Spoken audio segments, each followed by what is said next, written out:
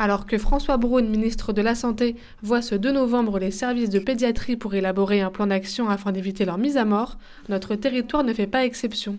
Malgré des tensions bien présentes, accentuées par la fermeture des hôpitaux environnants, les équipes du groupement hospitalier de territoire Cœur Grand Est font face. Là, on est sur un service qui est plein au nom du taux d'occupation des lits, qui est plein depuis quelques mois, même durant la période d'été.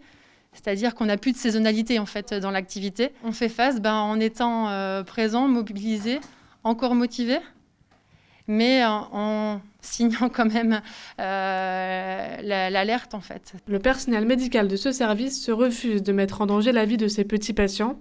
L'enjeu de l'accès aux soins des enfants reste primordial, d'autant plus à l'échelle locale. La direction, consciente de ces difficultés, encourage les mesures prises dernièrement par le gouvernement et en espère davantage. Nous devons peut-être repenser nos organisations puisque nous sommes à 15 patients actuellement présents, 15 petits patients au sein du service pour une capacité d'environ 12 patients.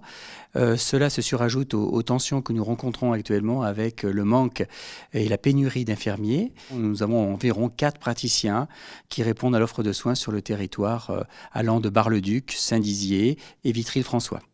Un service en tension qui ne subit pourtant pas encore l'épidémie de bronchiolite, qui pourrait vite fragiliser les forces existantes. On essaie surtout de mobiliser, de rester mobilisé et de maintenir ce travail d'équipe. Et c'est pourquoi on est pour l'instant destiné en fait. C'est-à-dire que pour l'instant on reste dans nos valeurs soignantes, mais il ne faudrait surtout pas qu'on nous pousse à dépasser ces limites qui nous mettraient en difficulté. Face à l'urgence de la situation, le gouvernement a répondu par l'annonce d'un plan d'action immédiat, ainsi que par le déblocage de 150 millions d'euros. Cette enveloppe n'étant pas dédiée uniquement à la pédiatrie, reste désormais à savoir combien seront alloués à ces services.